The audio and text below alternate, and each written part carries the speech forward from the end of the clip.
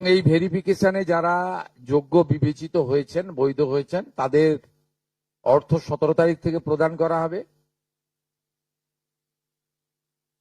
এরপরেও আমরা একটা অভিযোগ পোর্টাল রাখবো, যে অভিযোগ পোর্টালে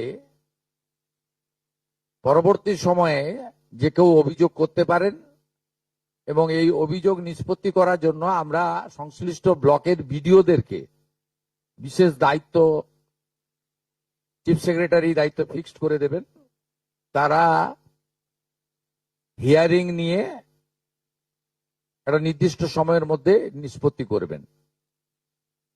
আমাদের যারা যোগ্য বিবেচিত হয়েছেন তাদের বয়স 25 থেকে 60 বছরের মধ্যে হতে হবে, আগেই বলা আছে।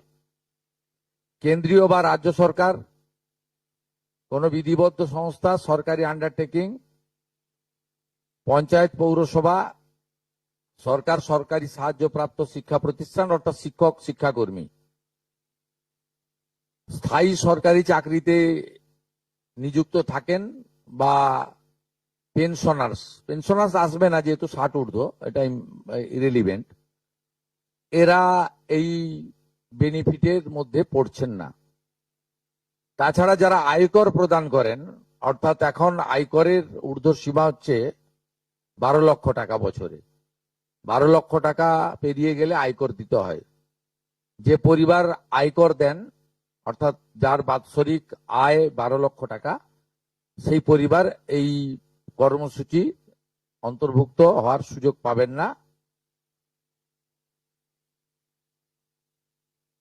এবং যে মহিলা নিজে 10,000 টাকার বেশি নিজে উপার্জন করেন মাসে, তাকেও এর বিবেচনার মধ্যে প্রাথমিকভাবে আনা হয়নি। কিন্তু এক্ষেত্রে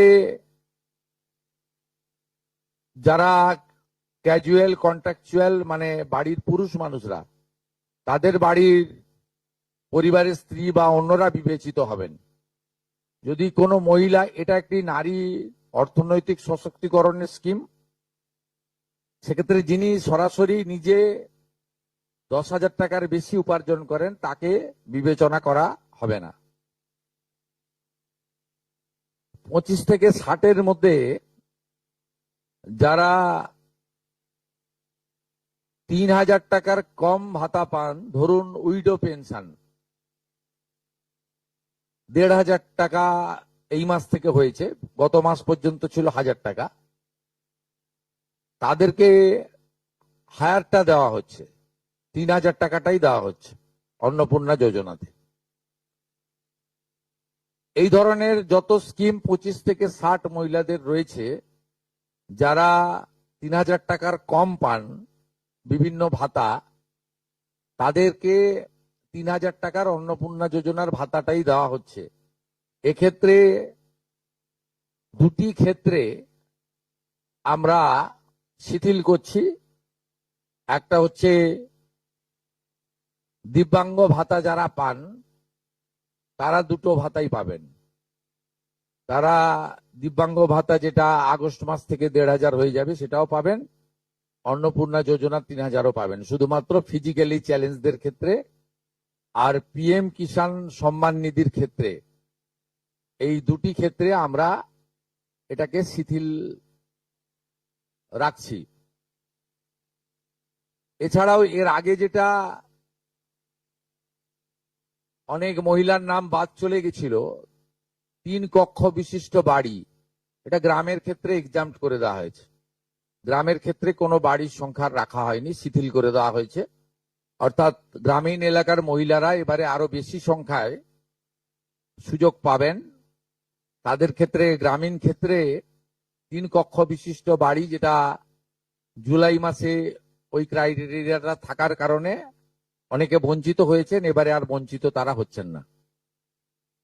এবং শুধুমাত্র জমির পরিমাণের ক্ষেত্রেও যে 7টি কর্পোরেশন রয়েছে, সেখানে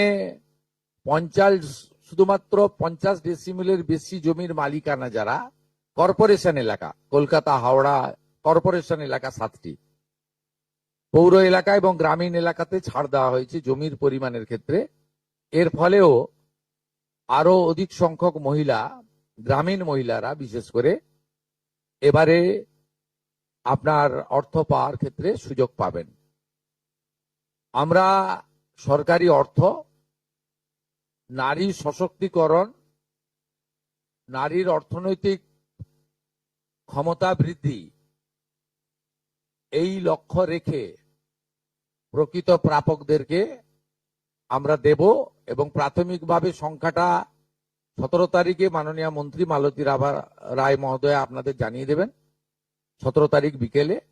আমি সংখ্যাটা বলছি না, কিন্তু যে কয়েক লক্ষ মহিলা তারা জুলাই মাসে অর্থ থেকে বঞ্চিত হয়েছিলেন, এই 3 কক্ষ বিশিষ্ট বাড়ি বা জমির পরিমাণ ইত্যাদির কারণে তাদের ম্যাক্সিমামটাই এবারে আমরা সংযুক্ত করে দিয়েছি।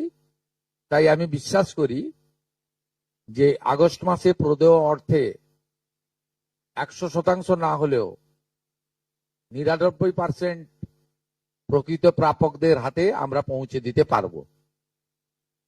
এবং এর সাথে সাথে অভিযোগ পোর্টালও চালু করে দেবেন। যে অভিযোগ পোর্টালেও আমাদের দপ্তরের গাইডলাইনের বাইরে গিয়ে কেউ যদি পেয়ে থাকে, আপনারা তথ্য দিয়ে সাহায্য করবেন রাজ্য সরকারকে। আর এই গাইডলাইনের মধ্যে থাকা কোনো দিদি বা বোন যদি বঞ্চিত হন, তিনিও আপনারা আবেদন করবেন এবং এটা কন্টিনিউয়াস প্রসেসের মধ্যে থাকবে। এবং আমরা বিশ্বাস করি আগস্ট মাসে যে তালিকা হবে, এই তালিকা আপনারা সবাই অ্যাপ্রিসিয়েট করবেন এবং প্রত্যেক মাসে দ্বিতীয় সপ্তাহে, যেহেতু সরকারের নিজস্ব তহবিল থেকে এটা দিতে হবে এবং টাকার অ্যামাউন্টটাও খুব বড়, অ্যামাউন্টটা যথেষ্ট বড়।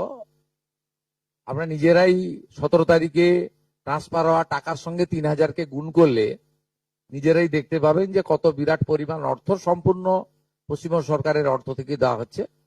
আমরা অর্থ দপ্তরের সঙ্গে কথা বলেছি, তারা বিগত দিনেও যে সরকারের 500 প্রথম, পরে 1000, 2 মাসের জন্য 1500 যে স্কিম ছিল, তাতেও মাসের দ্বিতীয় সপ্তাহে দিতেন মোটামুটি 10 থেকে 15 তারিখের মধ্যে। এক্ষেত্রেও প্রত্যেক মাসে 10 থেকে 15 তারিখের মধ্যে যারা বৈধ প্রাপক হিসেবে চিহ্নিত হলেন তারা পেয়ে যাবেন। এইটা ক্লিয়ার করলাম।